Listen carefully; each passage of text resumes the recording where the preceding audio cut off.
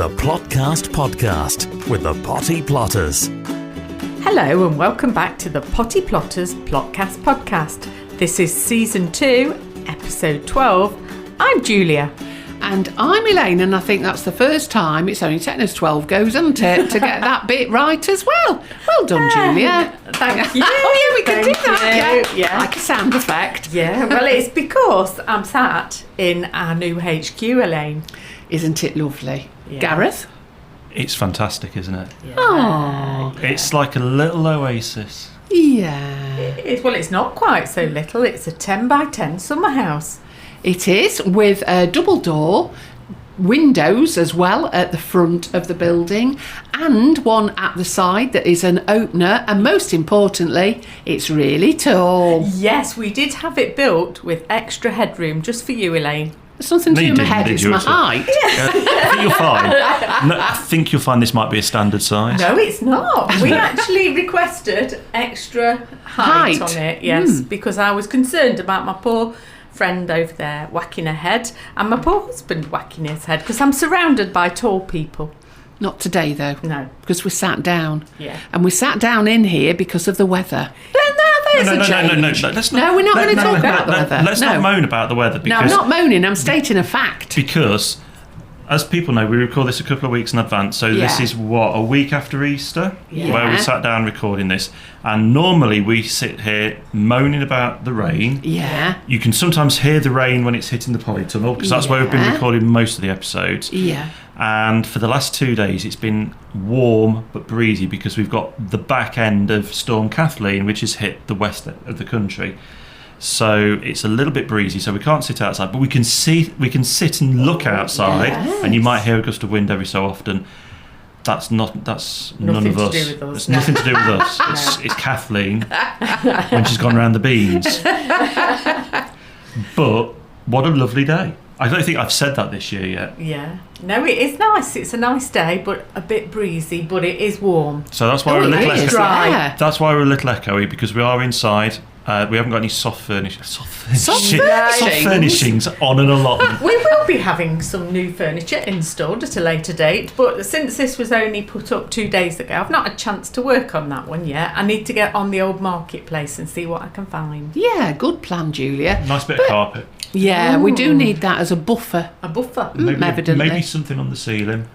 What? Like What? a disco Disco ball, I was No, I going. was thinking more a bit of carpet just to dampen the sound. Carpet We're on the not ceiling. turning it into a studio, you know. We're turning it into a nice place to sit. That could be a nice place to sit. Yeah, the requirement was when we went and ordered this that we could accommodate at least 8 men.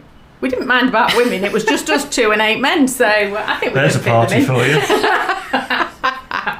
It's the Tuesday group, so when Yeah. they're doing jobs and it's hammering it down outside, everybody can scramble in here and not have to sit on one another's knee. No, it has been intimate in the last couple of weeks, hasn't it? Yeah. Because we did have a building that was actually bigger than this originally here, but it had all kinds of things. It had an old kitchen in it even. But then that really needed to come down because it was leaking from the roof, leaking in the floor. When we flooded, it came up quite high, and then we got mice moving in, and it was just, it was beyond repair. So we moved into the shed next door, which is lovely, but it was very intimate with the gents on site, wasn't it, Elaine? It was, yeah. So now we're back to a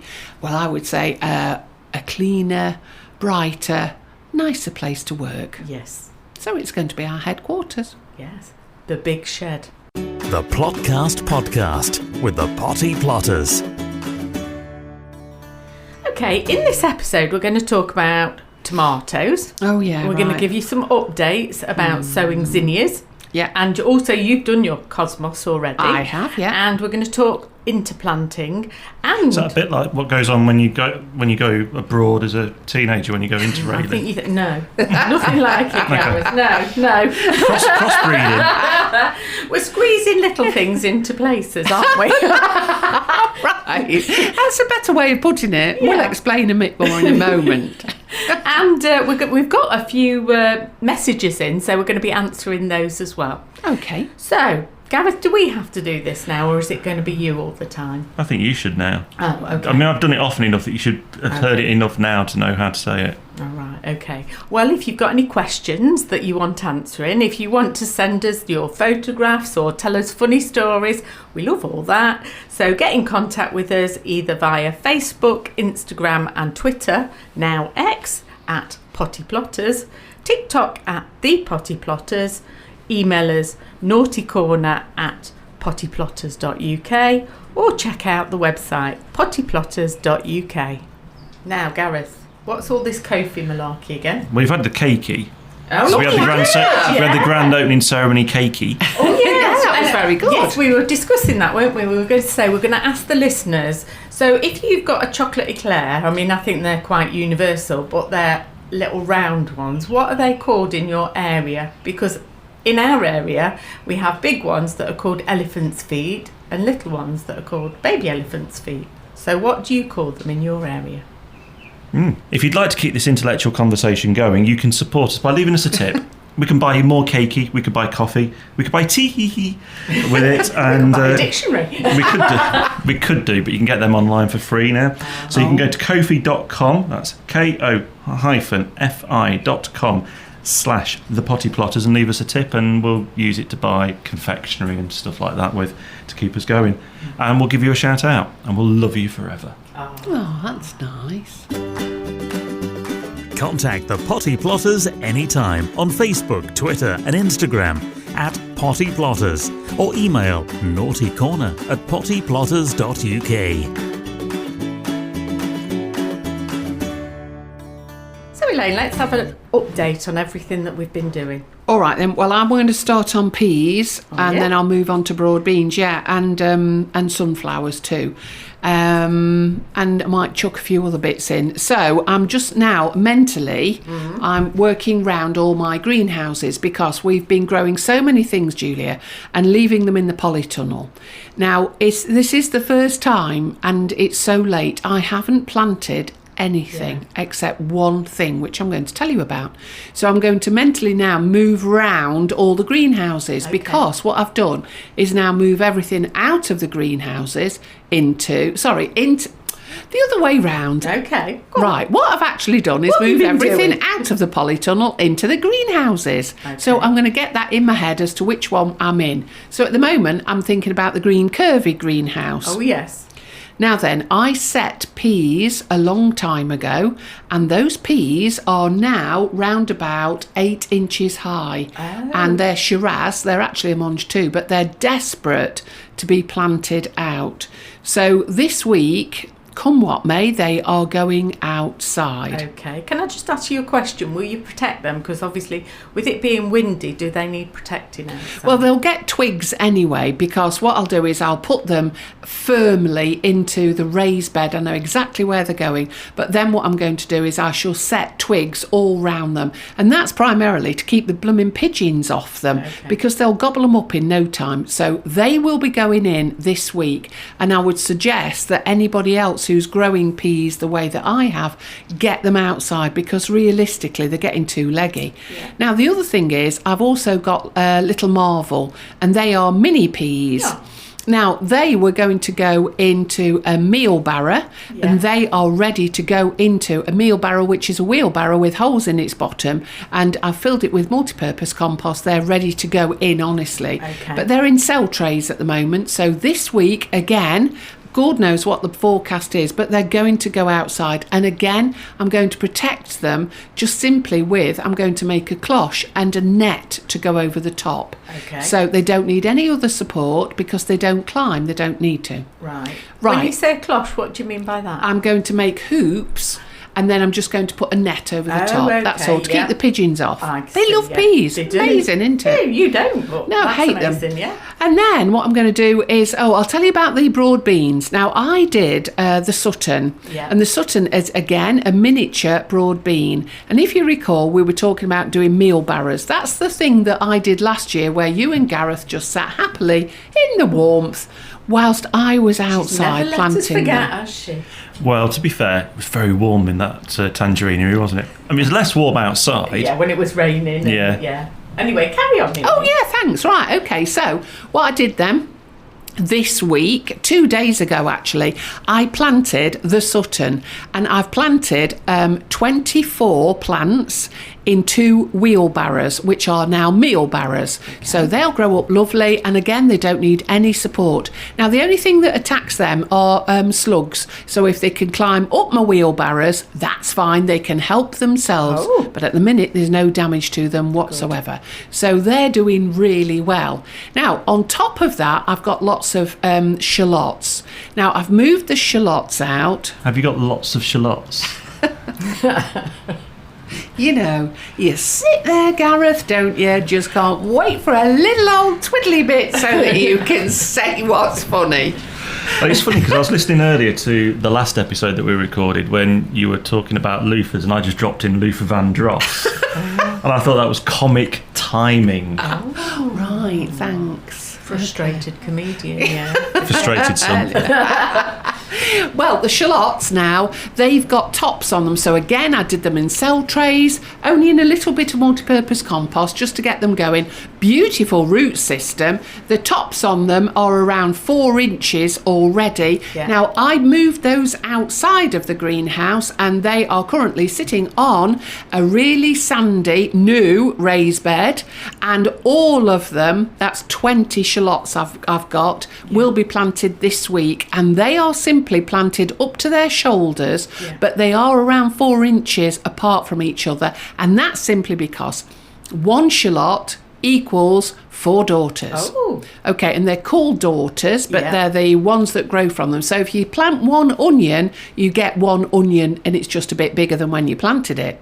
Or giant if you Kev plot too, because he's gone mad over his onions. He planted seeds, can you believe this, on Boxing Day, just thinking that he could get ahead of us. Yeah, because he thinks we're numpties and know nothing. Funny old world.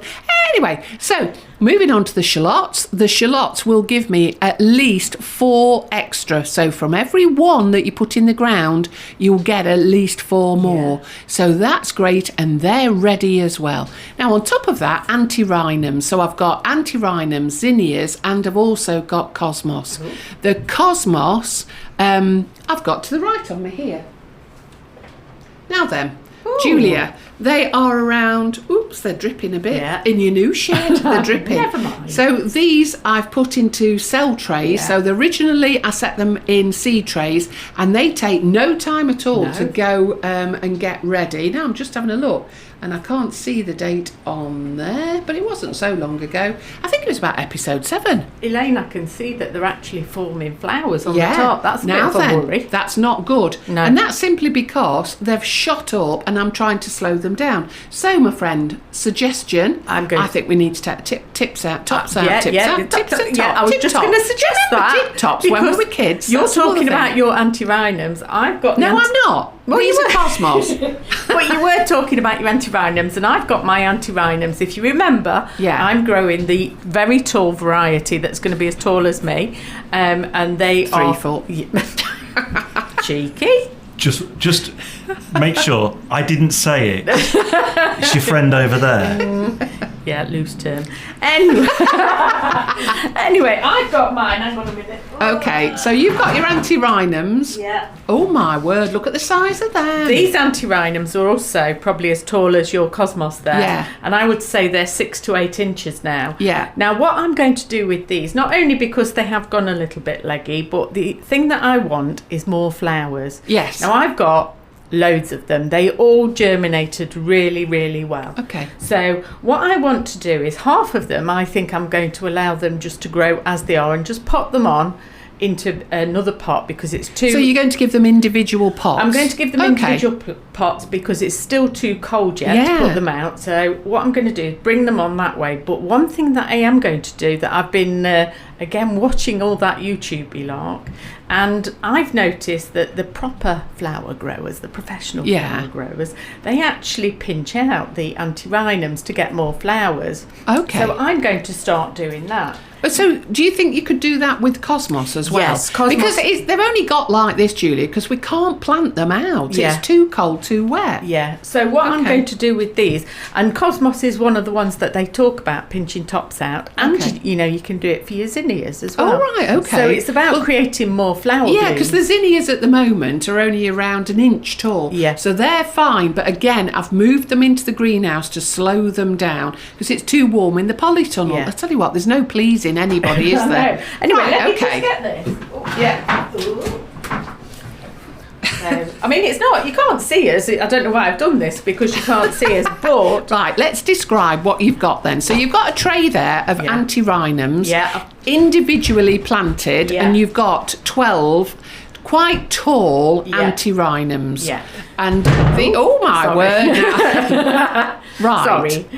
Right. So what I'm doing is I've got my old craft knife that I use. Looks like a scalpel, Doctor. You say it's like a scalpel. Yes. I've been using this to take lots of dahlia cuttings, Elaine. It's something else that I've got into in a big way this year. So all I'm doing is I'm going to count 2 leaves up, 1, 2. So the pretend leaves. The pretend leaves as well. Included. So then it's your first, so above the first set of true leaves. Yeah. And what I'm going to do is just above that joint where the leaf joins the main stem, I can already see that there are like almost leaves developing in that joint. So all I'm going to do is chop it off with my craft knife. Oh, you see now, to most people, including me, that is quite brutal. Did you feel a bit stressed about it? Yeah, because I'm just a bit bothered. Right, so you've got the top, and the top part of the plant has got 2, 4, 6 leaves and quite a stem. Yeah, so what I'm now going to do, Elaine, is I'm going to take the next set of leaves off the top part that I've taken. Bottom set of leaves on the top cutting. Yeah, the bit that I've cut off, I'm taking them off. And now all I'm going to do is dip the end into some water, and then I'm going to dip the end again into some rooting compound. And that's stuck to it now? That's stuck to it. Right, and okay. then I'm going to make a little hole. With your end of your scalpel? Yeah, and then I'm going to pop it in the hole, which is against the side of the plant pot. And is that because it will support that bit? It'll support it, and it'll also give when it starts to put in roots, it'll give it a kind of edge to find almost, so it'll help it root. And then I'm going to go all the way around this plant pot and take the tops off all these other antirrhinums, and then I'm just going to put it in a humidity dome. So I'm just going to put like the normal tops the clear tops that we put on top of the tray. Or you could do it with a plastic bag. You could do it with a plastic bag, but it seems brutal, but I think I'm going to get more flowers out of this, Elaine. So, and if these root, I'm going to have twice as many plants as I started off with. Okay. So, but I think you can do this with your cosmos and your zinnia, but I don't know whether you can take the cuttings to root them for more plants. So that's something we need to investigate. Well, why don't we just have a go? I think that's what it comes down. I mean, not necessarily now, because Gareth will be doing that signal, which is cut. You know when he puts his hand across his throat, and he does that windy up. Not going to do that today because someone's got a scalpel. Right, but we're going to have a go with that. But in any case, I am going to take out the top really. I'm going to leave 2, 4. I'll leave 4 4 leaves. Yeah, 2 pairs. On it, and then I'm going to take the rest of it off anyway, and that will help this plant bush from its bottom. We like a bushy bottom, don't we? You might. Hints and tips for shortcuts to success. The Potty Plotters Plotcast. I know you've been talking about all the things that you've got growing, and you know we are running out of time here a bit, Elaine, but I'm just going to do a quick update on everything that I've grown, which a lot of it is in the polytunnel. It is. And I've planted in the ground in the polytunnel, and that's the beauty of the polytunnel. So whilst we've had all these conditions to contend with here, the polytunnel I have been able to plant into the ground, into the soil. So what I am going to say is that the broad beans, the crimson flowered, which I love to grow just because of the colour of the flowers, they're already about 3 foot tall with flowers developing. The sweet peas that I've also got in there, they're also beyond my hip height, and I'm hoping over the next week or so we're going to start to see some flowers. Stop pulling faces. And I've also got 2 rows of peas in there, and they are developing peas and the pods are starting to swell. So it's all looking great in the polytunnel. That's incredible, isn't it? Yeah. That just the difference of a piece of plastic Yeah. makes such a vast difference. Yeah. It's not just a little bit, No. it's a vast difference, isn't it? And that's the beauty of the polytunnel. So, per metre, they are cheaper than a greenhouse. Yeah. And you can get them really big, and it gives you lots of space to plant. And the beauty of it is it gives you 6 weeks at the start of the season, 6 weeks at the end of the season. Really, you gain those extra weeks. So I just think it's a no-brainer. And also, the plants in there, they're not contending with all the conditions outside. So I'm not having to protect them in the same way as I would from the birds. I'm not having to protect them from the winds. So, it's ideal growing conditions. Have you put beetroot in there as well? I've also put some beetroot in the ground. I've set some radishes, and I'd also got some lettuce that had been growing. So they are in, and I've just really dotted them around in spaces that I can see developing.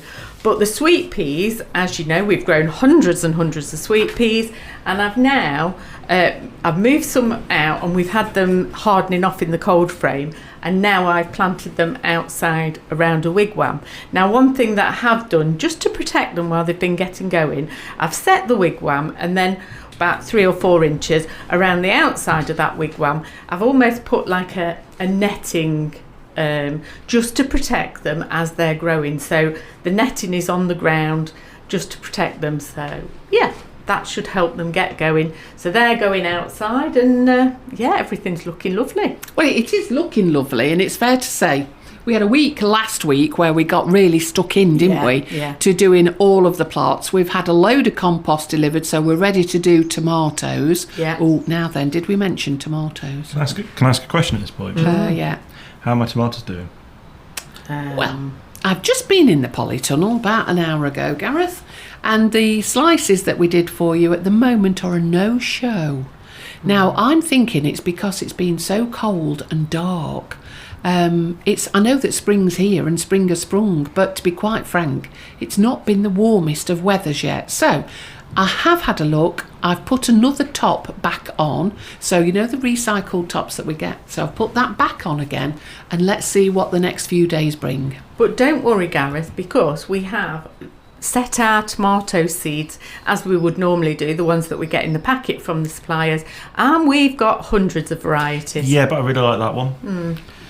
Oh, it's like taking a child shopping, isn't it? I want that one. I want that one. I want that one. Well, you're not having that one. We're going to give you You'll another have one. what you're giving, and we'll change the label. I might notice the difference. Even I might notice the difference. You won't, I will. Right, anyway. I will. Well, we're on comedy programmes.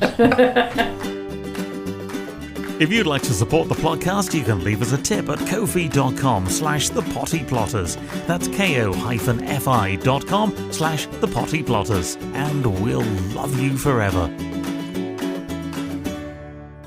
Elaine, are you going to tell us about the emails we've had in and the communications? I will, yeah, because we've had a lot this last week. So what I've done is I've pulled some of the points out from different people because I thought they were really important to answer the questions that they've got as well. So we've had an email in from Ela Chowan from Birmingham. Yeah. Now, she's told me how to pronounce her name, which I thought was really helpful because we do get people from different parts of the world and we think we know how to say words, but then it's the same in this country, isn't it? We still get our words muddled up. Well, It's like Dahlia, Dahlia. I was just thinking that. And can you remember, was it Nigella Lawson who called microwaves microwaves? I mean, that's just not right, is it? So, No. it's easy to go wrong. So I'm glad you helped us out there. I don't know if I could actually even think of being similar to Nigella. But anyway, it's a lovely plant and you've planted Nigella as well, haven't you? Talking of which. Right then. So she writes to us and says, "Hello, I love your podcast as you always have me rolling around laughing. I love gardening and I'm about to leave teaching and I'd rather be gardening and listening to you both. You bring me cheer, fun and joy from being downtrodden." And browbeaten at school. Oh my God. I'm only laughing with fear. I was going to say, it's a hard job being a teacher. It is, yeah. It is. And it's nice that she can enjoy our podcast instead now. I'm leaving a greenhouse and veg garden at school, but look forward to learning from you for my own veg garden. I have started on your back catalogue. I haven't got a back catalogue. I could do with a new back, I know that. You got a Freeman's catalogue? Freeman's. We used to have John Moore's as a child, actually. Who? Yes, anyway. So, we'll carry that on again. So I have started on your back catalogue to laugh and learn some more. I also love what old buggers keep telling me to do section. It is true. I think she means the woulda, coulda, shouldas. Yeah. Because they do appear, don't they? Yeah. They love it at this time of year, coming to tell us what we should have done. They've already been for a bounce in this show. Have they really, my friend? How interesting. They said, oh, this floor's a bit bouncy. I said, oh, well, I wouldn't say so. Yeah, suggest that they lose weight and get out. Right, they can't help themselves. Yes, we know that. I get it all the time. Well, yes, look at you. So, you are a breath of fresh air. That's nice. That's just getting, there's plenty of it today, I'll tell you. And are you doing any talks in Brum or nearby? I'm not sure you're allowed over those county boundaries yet. Anyone invites us? Yeah, exactly. I think you have to be invited. Oh, well, You can't just rock up in Birmingham. And do a talk like that, you know. I can talk like that if I need to. I think that's more Dudley. But anyway, that's not very good. So, I did have a question, please. Oh, okay. Now then, listen to this. I love cosmos. Get super excited at the seedlings coming up, and then they get a bit leggy or die off. They never look as healthy as those on YouTube. What am I doing wrong? Do they need a bit more heat? The same happened to my zinnia. Happy potty plotting. Many thanks. Oh, That's nice. Right then. Okay. Well, I would say, first of all, it sounds like the seeds are being grown too quickly and therefore in heat. Yes. So when the seeds have germinated, put them somewhere cooler. Yes. I.e., like I've just been saying, move them out of the polytunnel into a greenhouse where it's cooler. And then this is some weeks ago that's how mine have ended up this tall. But are they in the light? yes. Well, what concerns me is this, you say that they're dying off, and I'm wondering whether they're dying off because you're not taking the cover off them as soon as they've been germinated. Yeah. So as soon as you see the seedlings start to emerge, take that cover off, because that is what will cause damping off issues if you leave it covered over. And also, don't go too heavy on the watering. People tend to go really heavy in thinking plants are thirsty when they're not thirsty. So always use that little finger test, stick your finger in, make sure it doesn't need, make sure that it's not too dry but not overwatered. Yeah, because sometimes the seedlings are dry on the top, but they're actually wet underneath, aren't they? Yeah. So, there's quite a lot to go at, but hopefully Ela will listen again and keep us informed as to how she's going on. Yeah, and of course, as we've already discussed, you can then nip the tops out. If they are going a bit leggy, you can nip the tops out, which will force that growth downwards. So that's always good. But what I would say, Ela, is I noticed that you've said you've left a greenhouse behind in a veg garden. You should have taken that greenhouse with you. So try and find yourself one, because you can never go wrong if you've got a greenhouse. And our advice to you on a greenhouse is get yourself some WD-40, because you need them for your nuts. Contact the Potty Plotters anytime on Facebook, Twitter and Instagram at Potty Plotters, or email naughtycorner@pottyplotters.uk. The next person who's contacted us is Zoe Harrison, and what she's done is she's added a picture of cooked rhubarb. Now then, she's sent us this photograph of cooked rhubarb and thanked us for it, because when we've been going out to do talks lately, we've been taking arms full of rhubarb. Yes, I know, Gareth. Yes. But it is like a rhubarb farm down here. It grows like a weed, doesn't it? And we love it, but we know that lots of other people love it but perhaps struggle to grow it. And also in the shops, I remember looking in the supermarket and they put it in plastic packaging and it was £1.50 for 3 stalks. Now, Elaine, we could literally... Three stalks doth not make a crumble. Exactly. And, you know, if we were selling them, we'd be millionaires by now, wouldn't we? And we're not selling it. No, we love to give it away. So when we've been along to these talks and we've literally come away with bundles and bundles. In fact, some of them that we've been taking are as tall as me, and I could literally live underneath that leaf that we've got on them. So we have been giving them away, and to be honest with you, we've nearly been killed in the crush, haven't we? Yeah, we have, because all we say is this is for you, and then before you know it, they've gone. Yeah. But isn't that lovely? Because when people say, well, why do you do it? The answer is always, because we can. And it's lovely to be able to give stuff away that other people might want. Yeah. Why not? Yeah. We've also had a message from Jen, haven't we? And she says, hey guys, hope you're well. I'm a curly hairdresser and had a regular in today. See, that does not sound Curly right, does it? A curly hairdresser. Is that like a curly whirly? It conjures up pictures. She asked if I'd heard her shout out on your show. So I thought, and then the penny dropped. You did read her message, which said her hairdresser had recommended your podcast. I'm that hairdresser. So glad she tuned into you, Jen. Isn't that lovely? Yeah. Fancy yours. I mean, when I have my hair cut due next week, let me just point out, is that my hairdresser just says, I mean, the first thing she usually said is, what we're doing today, and I give her that look. I mean, I'm not in a butcher's, am I? I'm not in the supermarket. What are we going to be doing today? The clue is I'm in a hairdresser's and you're my hairdresser. And now she just looks at me and she doesn't even ask. And I just say, cut it. She's perhaps expecting you to kind of zhuzh her style up and... Zhuzh it? There's no zhuzhing about this, Julia. No. Yes. Anyway, so that's what I actually say. And then she starts talking about where am I going on holiday? Well, as I used to, I'm going to tell you this little story because when I was about 11, my best friend at that time was Sally Longbottom. And no, she didn't have. No. No, okay. No. Right, so Sally lived in a great big posh house in the village where I was brought up. And so after the school holidays... You see, Gareth's getting his tissues out now, isn't he? Because he's just dreading. I think he's it's his getting phone. a watch, yeah. Yeah, he doesn't know what's coming. Yeah. So, anyway, Sally Longbottom. So, when we'd had our 6-week school holiday and we all used to go back, we were all sort of suntan because in those days the sun used to shine. Oh. Yeah, honestly, over those 6 weeks. And Sally, she used to say, ooh, where have you been? And I used to say, well, where have you been? And she said, oh, I've been to the Maldives. Now, obviously, I don't know where anything is, not even now in this world, truthfully. No. And then I used to say, oh, I've been to the allotment, because I used to think that everywhere was like a big allotment. Did you used to think that you could get the allotment in like a brochure? Yeah. We were talking about your geography earlier as well, weren't we? Because, it's bad. Well, yeah. Because we were talking about...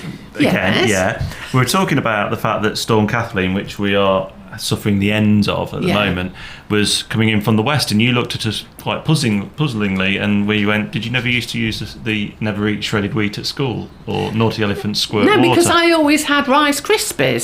So, no. Naughty elephant squirt water? No. I think this is going to take a while to teach you, Gareth. Which would explain why when she's in control of the wheel that you get lost. Exactly. We get lost everywhere. Frequently. But I do want to say that it's not unusual. It's not unusual. I'm not going to say No. He's still alive. He might charge you. No, but I think the allotment's a great place to go on holiday. And isn't it funny when our friends and relations see us, they always say, where have you been? And we say, the allotment. And I always say, well, it's the allotment tan for 2023, 2024, because you do. I mean, some of it is muck, I'll give you that, but you do develop a nice colour, a healthy colour. Yeah. Mm-hmm. Yeah, and it's much cheaper than going to the Maldives. Yeah, and you're not got to go to the airport and queue up or anything. No, you don't have to queue really to get here, do you? And we've got a bar that's unlimited. Mm-hmm. Anyway. There you go. We've had another message in. Great to see you at Long Eaton U3A last week. Now, before you go any further, just Yeah. explain what U3A is. Right, U3A is the University of the Third Age. So I don't know what age you have to be to qualify. I think it's either 50 or 55, but it's kind of people who meet, and it's the University of Life, really. It is, but they yeah. meet in local places, and they've got kind of all central groups, but then a lot of them have got groups that side shoots off them. So they've got gardening groups, history groups, all kinds of groups anyway. And we have been invited to do quite a few talks with them.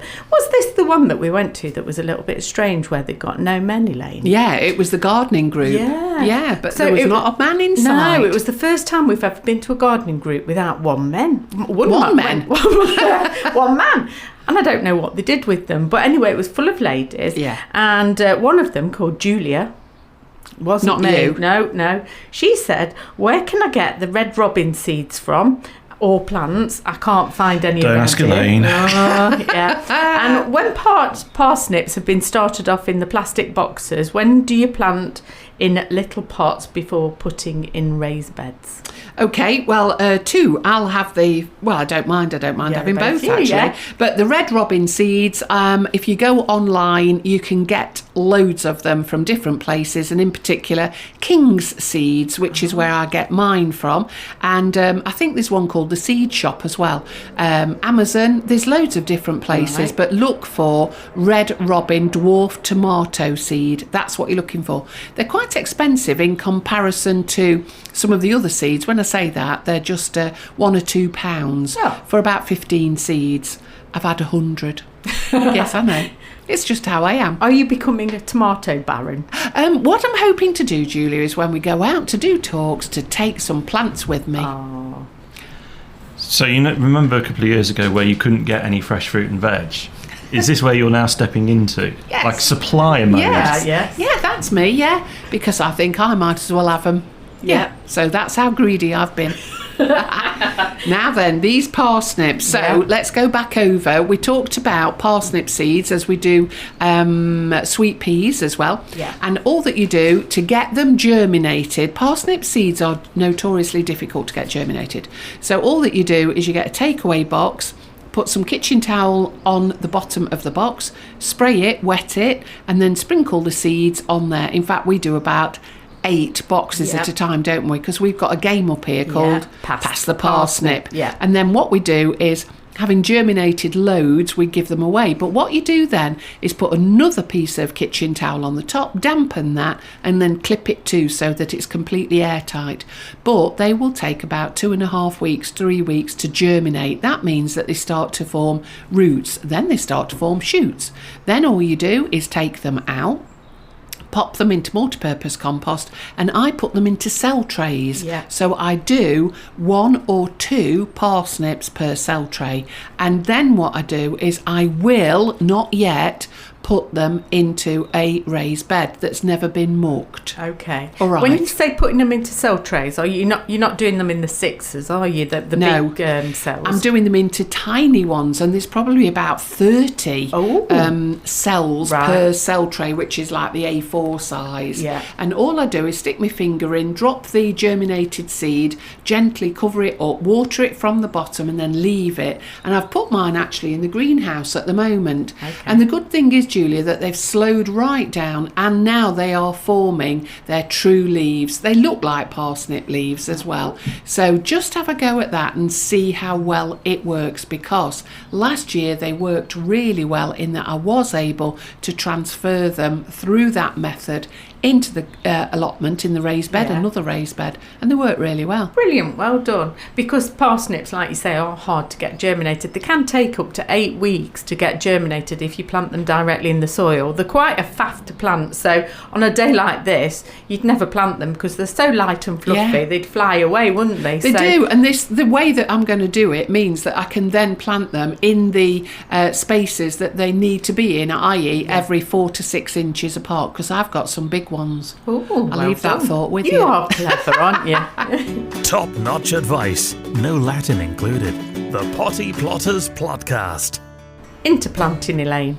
It's not interrailing. There's nothing to do with railways. It's No. about making use of all the spaces on your allotment, isn't it? It is, and not a lot of people do it, but we're trying to encourage more people to do it and make use of the space that you've got. So we've done some at a community adventure that we've been on with, and what we've done is we've planted rows of carrots. Yes. Now then, either side of the carrots, they do take a long time to get going and get growing. Yes. But then either side, we've actually planted radishes. Yeah. And when we went up yesterday, they're already through, and they're actually ready to take, aren't they? So I think we were looking at about 6 to 8 weeks, and they're already ready to take. So we could sow more radishes in the place that we've taken them out, or we could allow the carrots to now develop. And the next thing is, you could think about things that grow very quickly and plant them in between things that take quite a long time to get going. So you're not wasting the space, but also it's stopping any weeds growing. So that's a good thing. It's a good way of doing it, isn't it? So parsnips, for instance, take forever to get going, don't they? But once they get going, but bearing in mind it's what now? April, May, and they're not going to be taken until September, October time. Yeah. So what I do is I plant, believe it or not, spring onions. Oh. Yeah, so I put rows of parsnips, and then in the middle of those, just put the spring onions, because they don't take. They're probably about 3 to 4 weeks, all done, gone. Okay. And you can do lettuce as well. Yeah, you could do the cut lots and of come different again, things. Yeah. But one thing I am going to just quickly say, she's got a finger out, Gareth. it's because it's just reminded me. I did see somebody do the wrong thing, and that was planting carrots in between potatoes. Oh no. Now, what's the problem with that, Julia? Well, the problem with that is, of course, you want to earth up your potatoes, which means cover them over with the soil that is surrounding them as they're coming through to protect them from turning green. So in doing that, you're obviously going to disturb the carrots that you planted, and the carrots won't get growing. And sometimes it's only when it's pointed out that it's obvious. Yes. It wasn't you. You're safe. Thank you. You would have told me anyway. And talking of planting potatoes, we've still not got them in, have we? No. I know we're working a little ahead of the schedule, and hopefully by the time this goes out, we will get them in, because it is getting desperate now, and everyone's walking around going, well, I've normally got my potatoes in. Well, as I said to the starters today on site, if you put your spade in and dig a hole, you'll see that hole is full of water at the bottom. So you're just dropping your potato into water. Well, that's no good. It's going to rot. So although this traditionally is a time when you look at it, it's not going to be the end of the world if we hold them back another couple of weeks. But we will get them going eventually, and worst case, we'll just set them in tubs. The other thing is that if we do have a potato shortage, what we're going to do about crisps? The Plotcast Podcast with the Potty Plotters. Well, thank you again to everybody for listening and for getting in touch with us. We really appreciate it, and we love to hear from you. And, next week, Elaine, what's coming up? Dahlias. We're going back to the dahlias that we started off forever ago, and now I've moved some already, Clue, into the greenhouse, and then we'll let you take a snipping or two, maybe. Thank you. Oh, and then we're going to be planting out. Gareth, we're going out onto the plots.